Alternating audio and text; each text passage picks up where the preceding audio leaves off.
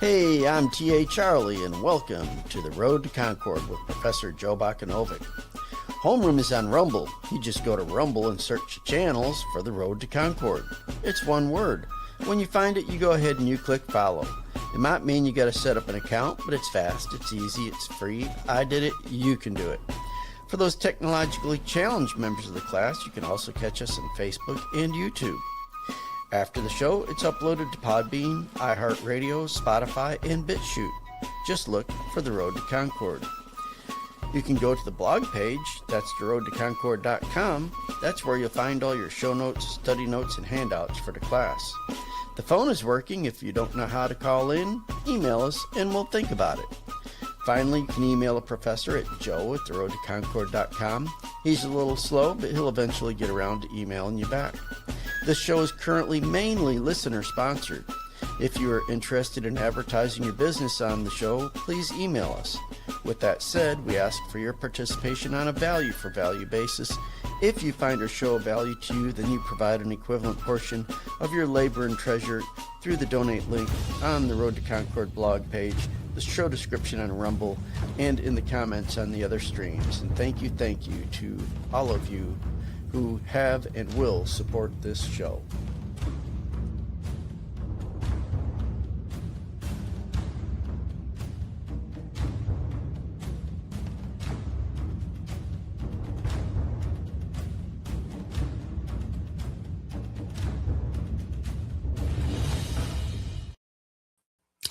Welcome to the Road to Concord with Joe Beck. Oh, wait, I'm not Joe. I'm Charlie. Joe, where are you? Joe? There you are. I'm Charlie. He's impersonating Charlie today. I even got my toeless sock on today so I can connect electric wires. All right. This is great. We're going to just flip it and we'll be upside down just like the world is right now. So, yeah, great. So, here's the challenge today. I have the challenge of finishing the book of Genesis today. And Joe has wimped out saying he doesn't want to do it. And since I did this in our congregation on Shabbat, he said, you get to do it. So anyway, that's the way it's going to be. And we'll see how we do. That's not exactly what I said, but okay. Well, we'll go close enough. Close enough. I got to make it at least a little bit entertaining. You know, it's kind of what we do here. Part of it anyway. All right. So with that said, I think we'll just jump right in here and let me see if I can get this thing on the stage. And yeah, we'll do it like this, I think. All right. So we're bringing the book of Genesis to a wild conclusion. This is the climax of the entire book. And these last couple chapters are very important prophetically because this is kind of the jumping off point for the rest of prophecy throughout the rest of the Tanakh. So I've got a little bit of highlighting, I think, in 48. In fact, Joe might have done that highlighting. And then after that, I didn't bother highlighting because it would all be blue as far as prophetic stuff. So that's where we're going to be at today. And we got a lot to cover, so we'll jump right in here. Should have gave him donuts then. Yeah, okay, Deltros. All right. So our clowns are here today. So we're now it came about after these things that Joseph was told, behold, your father is sick. So he took his two sons, Manasseh and Ephraim, with him. And when it was told to Jacob, behold, your son Joseph has come to you, Israel collected his strength and sat up in the bed. So he was pretty sick, but when he heard his son was coming with his grandchildren, he kind of gathered his strength together here. Then Jacob said to Joseph, God Almighty appeared to me, or Elohim Almighty appeared to me at Luz in the land of Canaan and blessed me. And he said to me, behold, I will make you fruitful and numerous, and I will make you a company of peoples. and will give this land to you to your descendants after you for an everlasting possession. So a company of peoples. This is already starting to be prophetic here, because if you look at the way we look at things as the United States, we are Ephraim, and we're that company of people. Yes, go ahead. It can also be read a company of nations. Oh yes, that's another way to. That's important because that's the Deuteronomy 32 worldview. Yes. Oh yes, that's correct. Yeah, that's kind of what we're looking at here. Now your two sons who were born to you in the land of Egypt before I came to you in Egypt are mine. Now this is a key thing here. We're going to see how this plays out here. There's an adoption about to be taking place here. Ephraim and Manasseh shall be mine, and Reuben and Simeon as Reuben and Simeon are.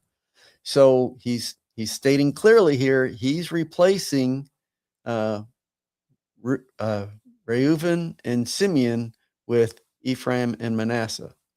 And you'll notice here, this is significant from the literary text. He's putting Ephraim before Manasseh here, and that's an important thing to note here. The author of Genesis is kind of telegraphing about what's about to happen here in their writing. But your offspring that have been born after them shall be yours. So any sons or daughters that are born after, they're going to be under Joseph, but these two are going to be elevated to sons of Israel. And they shall be by the names of their brothers in their inheritance. So he's not only is he adopting them, but he's putting them in the first and second positions within the family with the requisite inheritances. So this is very, very important stuff going on here. Now, as for me, when I came from Padam, Rachel died to my sorrow in the land of Canaan on the journey. And when there was still some distance to go to Ephrath, and I buried her on the way to Ephrath, that is Bethlehem, or Beit Lechem in the Hebrew. And this is important because of the distance and such, she was not buried in their traditional burial grounds here. When Yisrael saw Joseph's sons, he said, "Who are these?" And Joseph said to his father, "They are my sons whom Elohim has given me here." So he said, "Bring them to me, please, that I may bless them." Now the eyes of Yisrael were dim from age that he could not see. Then Joseph brought them close to him, and he kissed them and embraced them. And here's some important stuff going on here. Yisrael said to Joseph, "I never expected to see your face, and behold, Elohim has let me see your children as well." So he's exclaiming, that he's so blessed that he thought, for many years, he thought Joseph was dead. And he's not only been able to see Joseph, but his grandchildren as well. So he's very, very happy here as he, prepares for his own death. Then Joseph took them from his knees and bowed with his face to the ground. And Joseph took them both, Ephraim with his right hand toward Yisrael's left, and Manasseh with his left hand toward Yisrael's right, and brought them close to him. So Joseph is kind of steering them, so that the right hand will be on Manasseh and the left hand will be on Ephraim, because Manasseh is the firstborn in the order of birth, at least. But here's the key part here. But Yisrael stretched out his right hand and laid it on the head of Ephraim, who was the younger, and his left hand on Manasseh's head, crossing his hands, although Manasseh was the firstborn. And he blessed Joseph and said, so this first part of the blessing is actually for Joseph, although you'll see a little bit of combination coming here as we go. "The Elohim before whom my fathers Abraham and Yitzhak walked, God who has been my shepherd all my life to this day," or the Elohim, "an angel has redeemed me from all evil." So he's talking about that messenger that he wrestled with. "Bless the lads, and may my name live on this." So this is the actual formal adoption that's happening right here. "May my name live on in them, and the names of my fathers, Abraham and Yitzhak, that they may grow into a multitude in the midst of the earth. So this is actually the formal kind of covenantal adoption that's going on here. Yes, sir. When he crosses his arms, folks, that's the Tav. He's making the sign of the Tav, which in Paleo Hebrew is more like an X, wasn't it? Early on? Yes, it was, right? Yeah. And later on, it gets turned up and becomes more like a T. Folks, when people tell you that the cross is pagan, and this is in certain circles, they think it's pagan. Yeah. The cross is right here in the crossing of Israel's hands. It means it means a strong promise or guarantee. Yeah, a strong covenant. That's what it means. It's a covenant mark. It's a covenant mark. And this goes throughout everything. When we get into Exodus and we're talking about the way the tribes were stationed in the wilderness, it was in the form of a cross, we believe. So that this symbolism is very important, and yes, it's important going forward here. But like I said, this is where the actual covenant in like Joe was saying, he's making the sign of the Tav here. So that's also symbolically reinforcing this covenant that's being made here. And this is that covenant of that adoption that's taking place. And then in verse 17, when Joseph saw that his father laid his right hand on Ephraim's head, it displeased him. And he grasped his father's hand to remove it from Ephraim's head to Manasseh's head. And Joseph said to his father, "Not so, my father, for this is the firstborn. Place your right hand on his head." And then here's the important response that Jacob or Yisrael makes here. But his father refused and said, "I know, my son, I know. He also will become a people, and he also will become great. However, his younger brother shall be greater than he, and his descendants shall become a multitude of nations." So you see, this is where the prophecy is starting to come forth for both Ephraim and Manasseh. So Manasseh is also going to become a multitude of nations, but as it says here that Ephraim is going to be greater than Manasseh. Give me just a second here.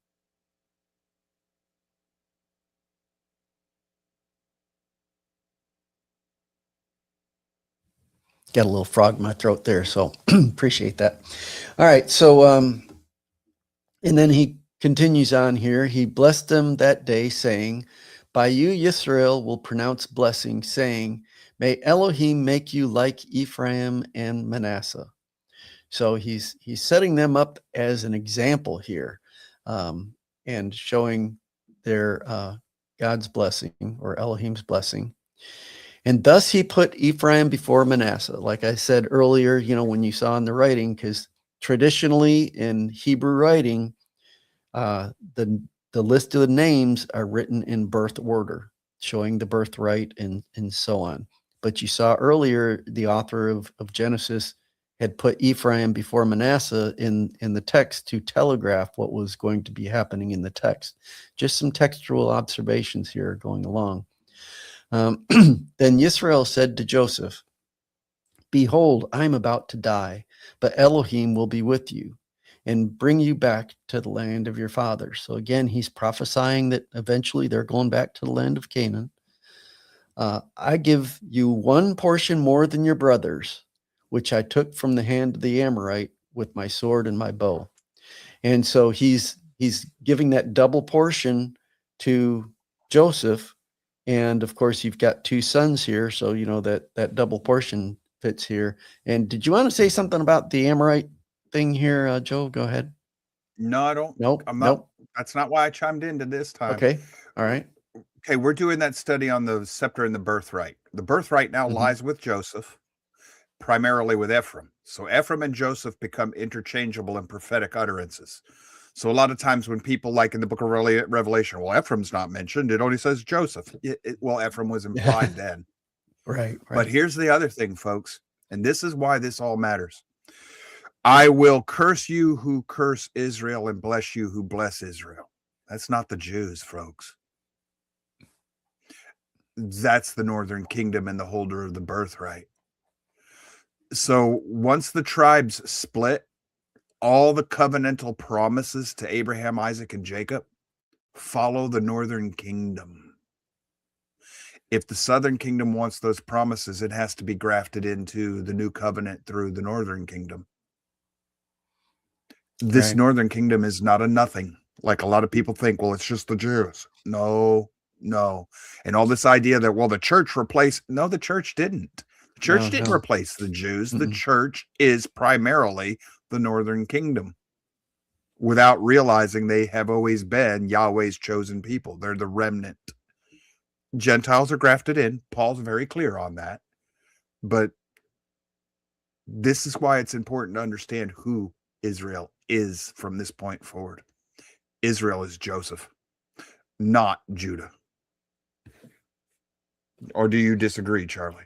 Oh no, that's exactly right, and that's the way we need to trace this. And just like I covered, I don't know if you saw my show yesterday, but we talked about church, and I briefly talked about this replacement, theology that's out there in some of the denominations, and how wrong that is, because that's not what is found in the scriptures. It is the kingdom of Israel, that the northern kingdom. All right, so we're moving into chapter 49 here, and then Jacob summoned his sons and said, "Assemble yourselves, that I may tell you what will befall you in the days to come." So he's gathering them together, and he is going to prophesy over his sons here. And here's where hopefully Joel will chime in here. I know he'll have more to say on some of these, because he knows the prophetic language a bit better than I do here. So gather together and hear, O sons of Jacob, and listen to Yisrael, your father. So you've got a little bit of parallelism going on here. Yes, sir? Yes, sons of Jacob is all the tribes. Remember Right. that when you're reading the prophets. Jacob is all of the tribes, the Hebrew natural-born Hebrews. Yep. Okay, sorry. Okay. Yep, no problem. I don't know if you can snipe on Twitch, but I'm working on if you can do it. If you can't, oh well. I can get it during break. All right, let's see here. Oh, Reuven, you are my firstborn, my might and the beginning of my strength, preeminent in dignity and preeminent in power. But here's the other side. Uncontrolled as water, you shall not have preeminence, because you went up to your father's bed, and then you defiled it and went up to my couch. So he's showing here that in the beginning he was a strength and dignity, but he kind of fell from grace here when he went into his father's concubine and that kind of thing here. So he's showing though that parallelism between his initial strength and his downfall here. Did you have anything else you wanted to add on that one, Joe? Not to this one, All right. but I'll just sit here and wait just in case. Yeah, there we go. That'll work. Simeon and Levi. This is interesting that they're put together here in this blessing, but it makes sense as you go through here. Simeon and Levi are brothers. Their swords are implements of violence. Let my soul not enter into their counsel. Let not my glory be united with their assembly. Because in their anger they slew men, and in their self-will they lamed oxen. Cursed be their anger, for it is fierce, and their wrath, for it is cruel. I will disperse them in Jacob and scatter them in Israel. So he's talking about here where, because of Dinah, Simeon and Levi went and, basically wiped out that community. And a lot of violence going on there, and it talks here where they're going to be dispersed through Jacob and Yisrael. That actually does happen. The Levites definitely are scattered because of the priesthood. They're scattered throughout all the tribes serving in that, but apparently Simeon as well. Simeon gets absorbed by Judah for the most part. Yes. Yeah. Yes. So all this is prophetic. This is And that one's we can been actually see fulfilled. how this, yeah, we can see how this one's actually been fulfilled. And then we move on to Judah. So if you're with us on Fridays, you're going to see where this comes into play. Judah, your brothers shall praise you. Your hand shall be on the neck of your enemies, and your father's sons shall bow down to you. Judah is a lion's whelp. From the prey, my son, you have gone up. He couches, he lies down as a lion, and as a lion, who dares rouse him up? The scepter shall not depart from Judah, nor the ruler's staff from between his feet until Shiloh comes. And it shall be the obedience of the peoples. He ties his foal to the vine, his donkey's colt to the choice vine. He washes his garments in wine, and his robes in the blood of grapes. His eyes are dull from wine, and his teeth white from milk. So I think this may be the longest prophecy in here, but Yeah, this is so a Judah lot. is Judah the lion. This connects Judah with the lion, and that he's Right. going to be ruling over the peoples, folks. That's the nations. He rules over the nations. He's going to have his hand on his enemies. This is Deuteronomy 32, two nations worldview prophecy. This is about when Judah is reunited with Israel, the northern kingdom, after the departure to Babylon. This is about the reuniting where the breached hand marries into the princesses of Zedekiah, the Tephi, and becomes a nation in the Isles of Britain. That's exactly what this is. And since that point, the entire world has been under the hand of either the British or the Americans. Since that point, the whole world has been under the hand of those peoples. And that's not because of anything other than the fact that it's prophetic utterance. It's Yahweh's will be done.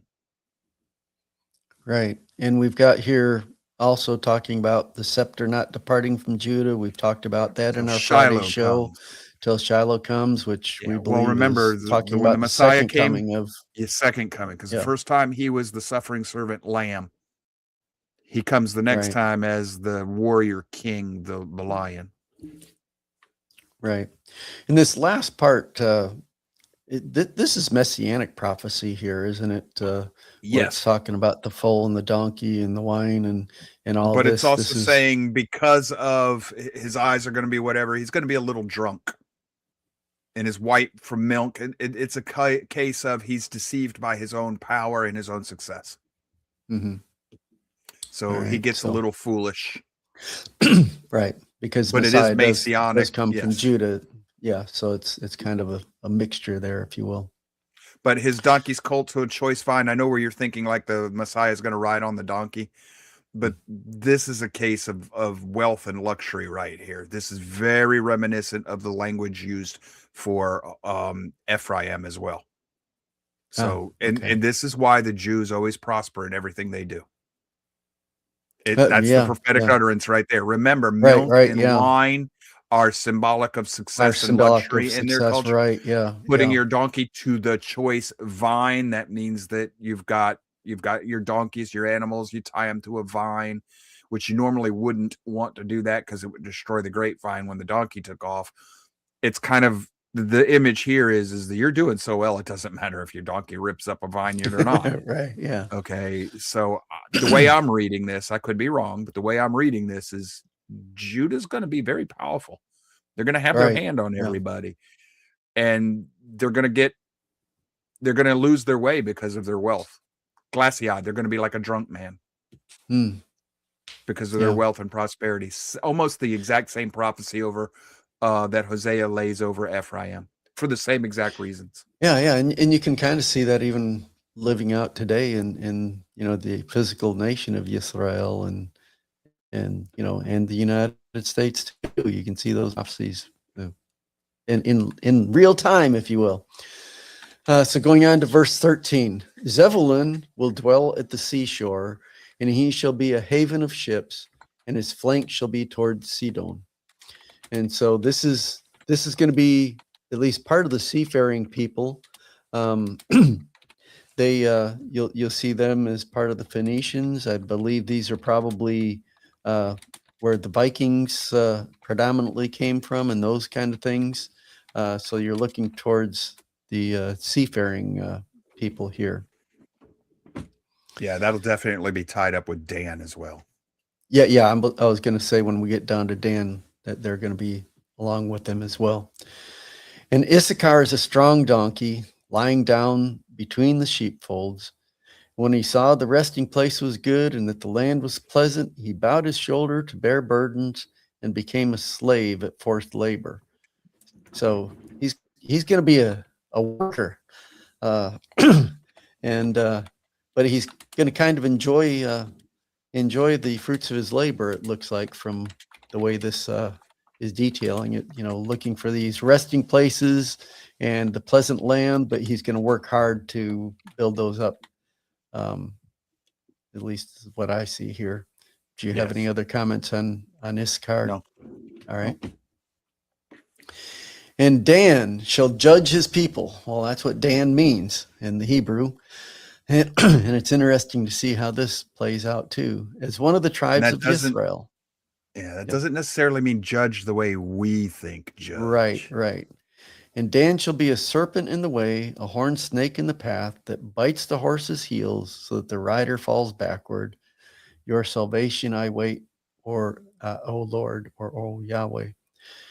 So Dan is going to be in leadership in many places and that kind of thing. I think that's kind of where the judgment is coming from, isn't it?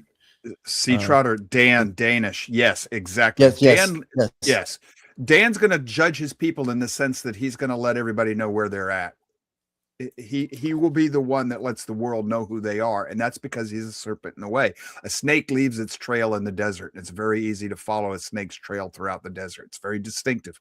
But also, he's a horned serpent that bites the heel and makes the rider fall backwards. That's backsliding, because Dan's also going to be an apostate nation. Right. But Dan names everything after their father Dan. The tribe of Dan renames everything everywhere they go, and that's one of the ways we can follow them. Serpent in the way. He's leaving his mark throughout his travels throughout the rest of the world. Yeah, and Dan kind of splits at one point, and part of them kind of goes with Zebulun and Dan will lead from Bashan, and some of them.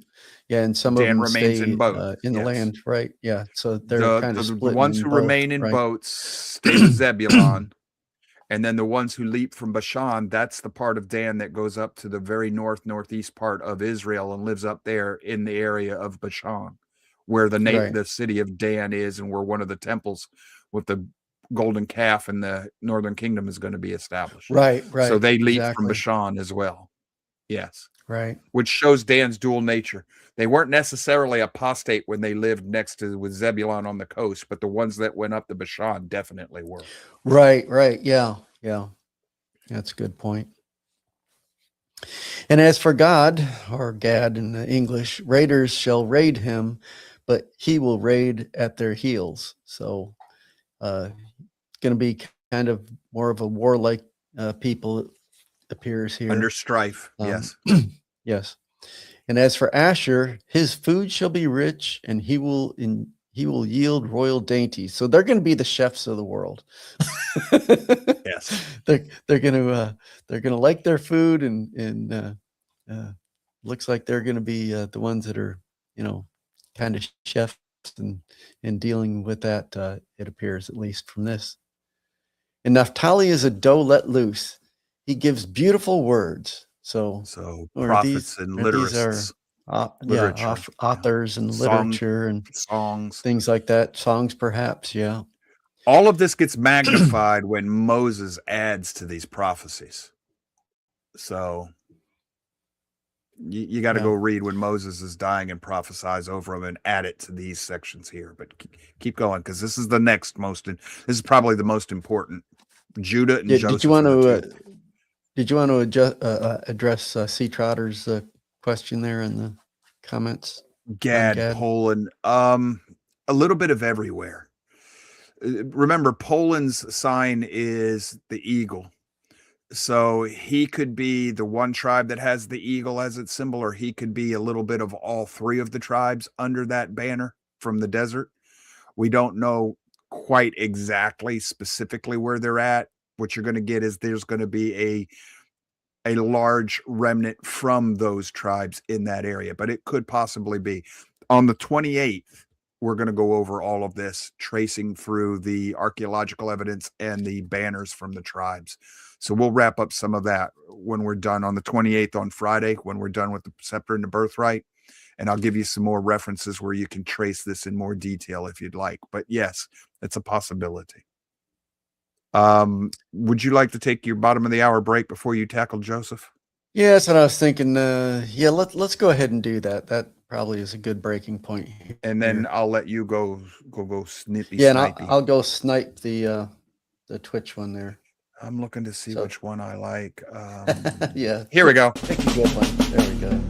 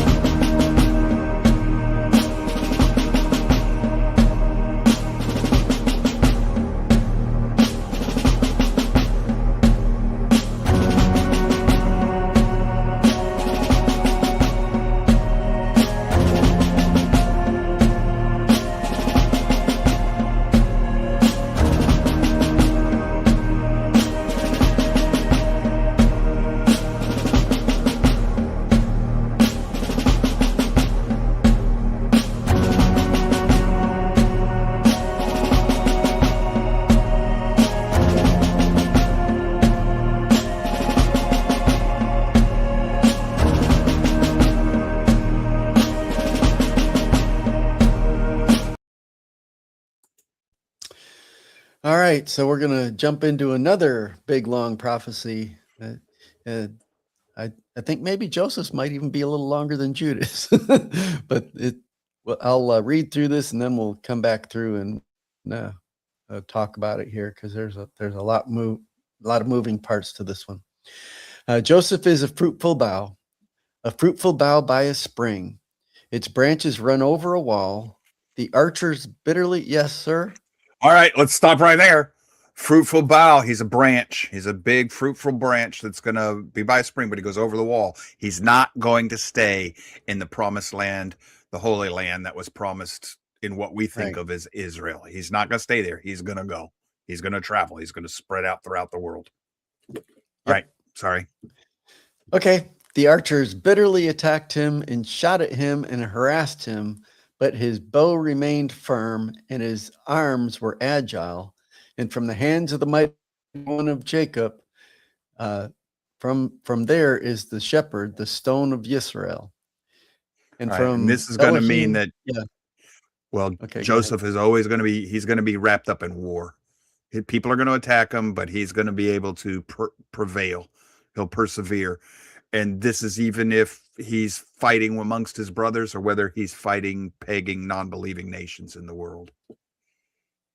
And that the All right. stone of Israel is going to be with him. That's the Messiah, folks. Right, that's the Messiah, right.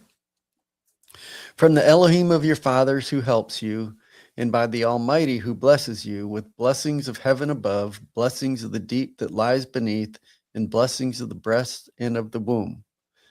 The blessings Multitude of your of children. father, yeah, the blessings of your father have surpassed the blessings of my ancestors up to the utmost bound of the everlasting hills.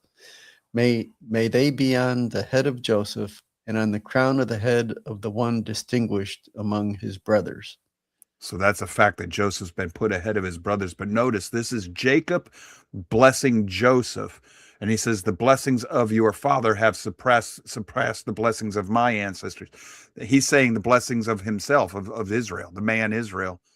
Or he's actually prophesying over Ephraim in reference to the blessings of his father, Joseph, who was leader of all Egypt. Yeah. Egypt being the material, physical world that Israel, the house of Israel, Joseph will one day rule over. So when England finally came back into its strength, as the prophecy said, until they regained their strength, once England had regained its strength, from that point forward, these descendants have ruled over the world somewhere, either through England or through the United States. Even to this day, Right. the United States is still the world's leader. The utmost bound of the everlasting hills. That's yes, because hills is countries or nations as well. Lesser countries, yes. Well, right. Yes. So let's see. And the crown, upon the crown of the head of the one of the distinguished among his brothers. So is that showing kind of leadership amongst his crown brothers? of the head, probably top of the head or utmost high. But it could be the crown of the head. It could be leadership of the world, could be leadership of the nations. Yeah. Which is going to work with, you'll understand. He's the fullness of the nations, the fullness of the Goyim. Yeah. So yeah. And Benjamin is a ravenous wolf. In the morning he devours the prey, and in the evening he divides the spoil. Does that not define Benjamin? This tribe was nearly annihilated because of its warlike nature and such. And the interesting thing about Benjamin also is after that they became kind of an amalgamation of all the tribes, because the other tribes had to give them wives so that they could still maintain their identity as the tribe of Benjamin, but yet they're part of all the rest of the tribes. So it's an interesting story of Benjamin here. Notice the nature of the prominent Benjamites in Scripture. One of the most prominent is Paul. How did Paul start out? A ravenous wolf. He was devouring the people who had come to the new covenant. How does he end? He lays down with the spoils. Yeah. So if I'm not mistaken, isn't Gideon a Benjamite? I might be wrong about that. I think he's a Benjamin. Gideon and Saul as well. Yeah. Yeah. Pay attention to, Saul fits this. In the beginning, I don't know about laying down with the spoils there, but he becomes a ravenous wolf. Pay attention to their prophetic nature of prominent Benjamites in Scripture. They are fierce. They're warriors. And Benjamin was known for being left-handed warrior. I believe Samson was too, wasn't he? Yes, Samson was a Benjamite. Yeah. So pay attention to them. They're a ravenous wolf does not necessarily mean you can evil. See that prophetic means nature. Yeah. Okay. Sorry about that. I think I can bop out of here now. That's all right. All these are the 12 tribes of Israel, and this is what their father said to them when he blessed them. He blessed them every one with the blessing appropriate to him. So he's he took time for each one of them and prophesied upon each one. And he charged them and said to them, I am about to be gathered to my people. Bury me with my fathers in the cave that is in the field of Ephron the Hittite, in the cave that is in the field of Machpelah, which is before Mamre, in the land of Canaan, which Abraham bought along with the field from Ephron the Hittite for a burial site. So he wants to be buried in the traditional family burial grounds. And there they buried Abraham and his wife Sarah. There they buried Isaac with his wife Rebekah. And there I buried Leah. In the field of the cave that is in it, purchased from the sons of Heth. When Jacob finished charging his sons, he drew his feet into the bed and breathed his last and was gathered to his people. So this is the final moments of Yisrael's life. Then we're coming into the final chapter here. Then Joseph fell on his father's face and wept over him and kissed him. Joseph commanded his servants, the physicians, to embalm his father. So the physicians embalmed Yisrael. Now 40 days were required for it, for such is a period required for embalming. And the Egyptians wept for him 70 days. So we've got a nationwide mourning going on here for the father of Joseph here. And there are those numbers, 40 and 70. Yes. And 70 being the number of many things, but also the number of the nations. Right. And when the days of mourning for him were past, Joseph spoke to the household of Pharaoh, saying, If now I have found favor in your sight, please speak to Pharaoh, saying, My father made me swear, saying, Behold, I am about to die. In my grave, which I dug for myself in the land of Canaan, there you shall bury me. Now therefore, let me go up and bury my father, then I will return. And Pharaoh said, Go up and bury your father as he made you swear. So he's fulfilling the covenant that he made to his father Israel here. And Pharaoh allows him to go. And what the entourage here, we'll see this in the next verses here. Quite an entourage going out here. This probably put a little bit of fear into the Canaanites as they were marching forward here to do this, because as we are going to see here, this was a large entourage. As Joseph went up to bury his father, with him went all the servants of Pharaoh, the elders of his household, and all the elders of the land of Egypt, and all the household of Joseph and his brothers and his father's household, and they left only the little ones and their flocks and their herds in the land of Goshen. And there also went up with them both chariots and horsemen. It was a very great company. So, like I say, this is like an army marching along. So the Canaanites were probably being very careful and observing very carefully what was going on here. And when they came to the threshing floor of Atad, which is beyond the Jordan, they lamented there with a very great and sorrowful lamentation. And he observed 7 days of mourning for his father. So another 7 days of mourning. And then in verse 11, it kind of shows this here with the Canaanites. Now, when the inhabitants of the land of the Canaanites saw the mourning at the threshing floor of Atad, they said, This is a grievous mourning for the Egyptians. Therefore, it was named Abel Mitzrayim, which is beyond the Jordan. So they even named this place after this event here. It was such a grandiose event going on. Yeah, Mitzrayim means Egypt, right? Yeah, Hebrew word for Egypt, right? And in verse 12, we continue, Thus his sons did for him as he had charged them. For his sons carried him to the land of Canaan and buried him in the cave of the field of Machpelah before Mamre, which Abraham brought along with the field for a burial site from Ephron the Hittite. And after he buried his father, Joseph returned to Egypt, he and his brothers and all who had gone up with him to bury his father. And here's the fun part. When Joseph's brothers saw that his father was dead, they said, What if Joseph bears a grudge against us and pays us back in full for all the wrong which we did to him? So they sent a message to Joseph saying, Your father charged before he died, saying, thus you shall say to Joseph, please forgive, I beg you, the transgression of your brothers and their sin, for they did you wrong. And now please forgive the transgression of the servants of God your father. And Joseph wept when they spoke to him. So my question in reading this is, did Israel really say this?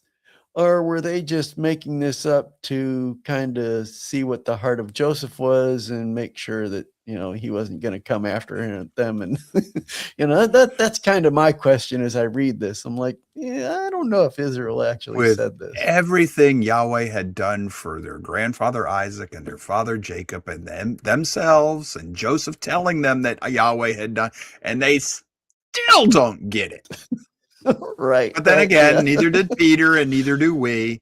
So Right. human is as human does. Right.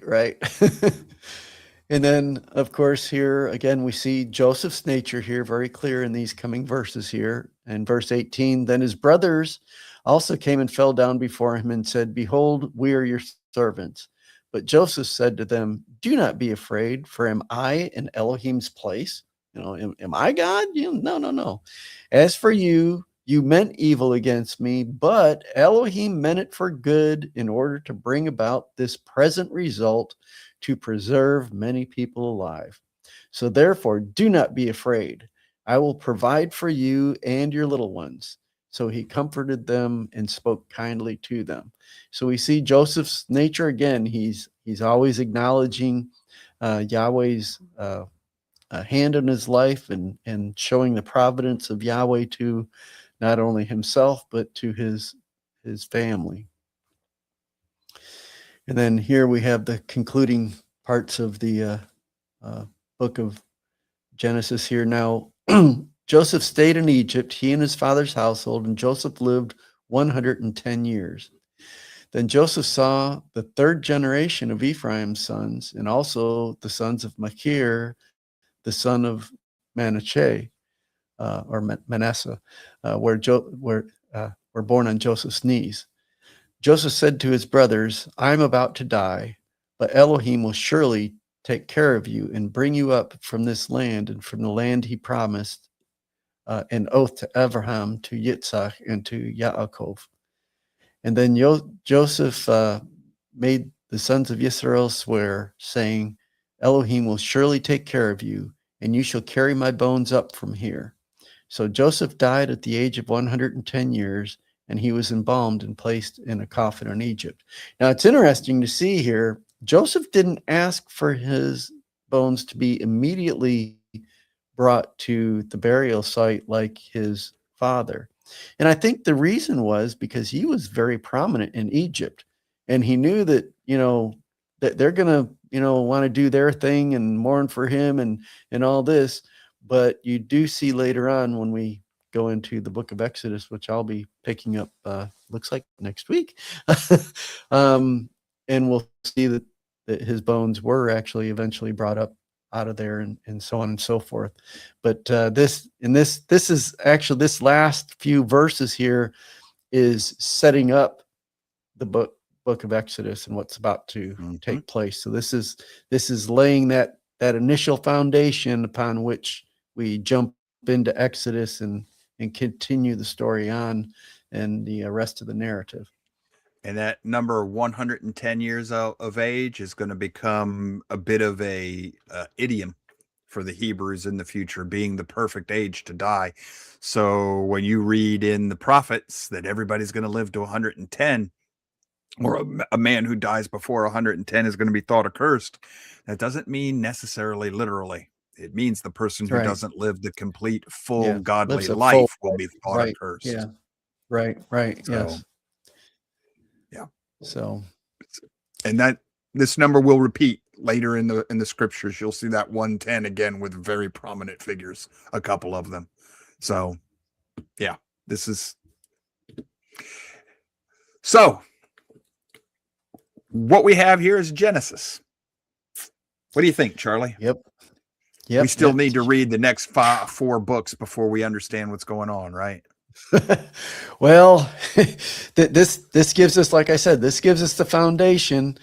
Some of this is going to be expanded upon in the following books, but this is the foundation on which things are built. And I think hopefully it's going to work out pretty well, because I'm going to continue going on here in because I'm going to be doing a Thursday show. That's what I've decided to do.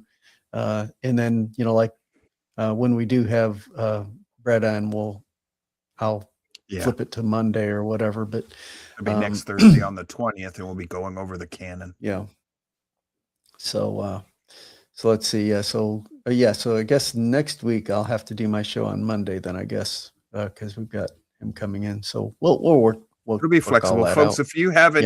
If you haven't subscribed and hit the bells, please do hit the bells. Please do so. The next you're gonna need the next few months are gonna be a little jumbled. I got things I gotta do, but we're working on it. It's just a transition period. We're not going anywhere. We're gonna be here. It just may not be 5 days a week. Not for a while. We'll hopefully eventually, maybe one day, get back to that.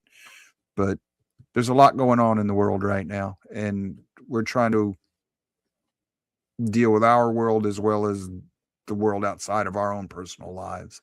So, and we're coming up on feasts too.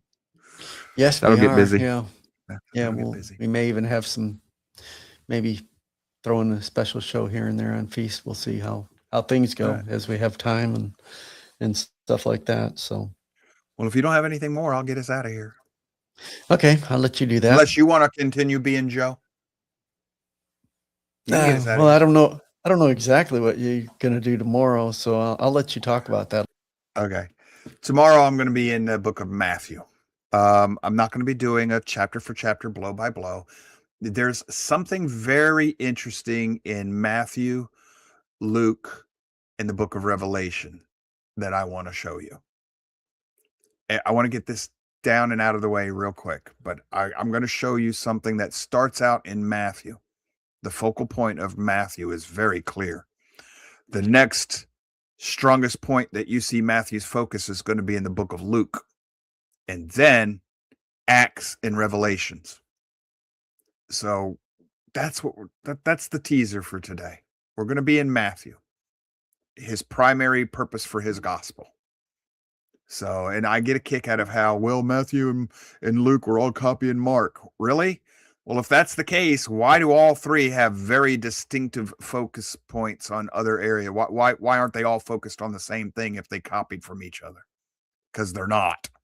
They're not. They have very different focal points. And Matthew is a very Hebraic book. It was probably written to Hebrews. So we'll cover that all tomorrow. And then, yes, sir. Are you doing a show on Thursday? I just wanted to throw some.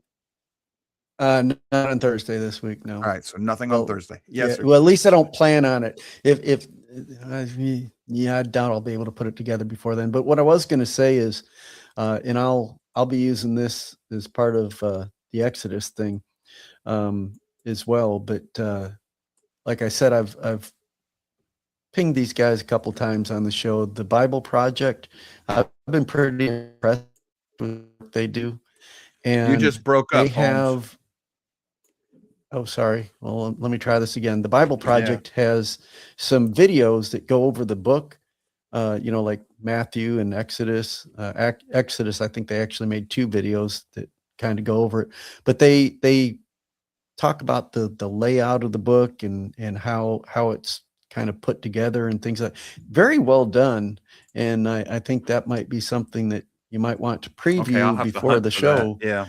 I can send you the one on Matthew if you want. I'll find that and send it to you. But I found those to be, I found those useful and just explaining kind of an overview of how things. They don't actually use like the word chiasm and stuff, but they understand what a chiasm is, and they do talk about those kind of things in some of the books and things. So pretty well done overall. So just something to. Another thing. All right, so that's what we're doing tomorrow, and then no show on Thursday, and then Friday will be next to the last chapter in J.H. Allen's book, The Scepter and the Birthright. We got the 14th and 21st, and then on the 28th, we'll do a wrap up of that study.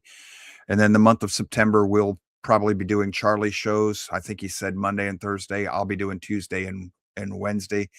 Brett will be here on the 20th of August, and then probably somewhere in the area of the 17th of September. We're not sure what that show will be, but this next one's going to be on where we get the canon from, why we can, why we can trust the canon is scripture and the stuff that was left out isn't. So we'll be discussing that. That's what's in store for this week. So until we see you again, we thank you for being here. We appreciate you. Hit the like buttons if you feel led to do so. Share the show if you'd like to do so. Warn them that I am an acquired taste. I know that. I freely say it. I don't mean to be ugly about it. I just know that it's in my nature. It takes people a while to decide whether or not I'm somebody they like. I get that. But around here, we worry about the content because this is about the Father and the Son. Glory be to them. It's not about Joe or Charlie or anybody else. And we don't want to make it that way. At least we're trying not to. We just want to help people to learn their scriptures, grow their faith, understand the world in which they live, and see how the two are connected, and learn to see the material world with a spiritual worldview. That's the whole purpose of this show. So with that said, until we see you again, y'all stay safe. Take care. Yahweh bless. I love you. Bye-bye.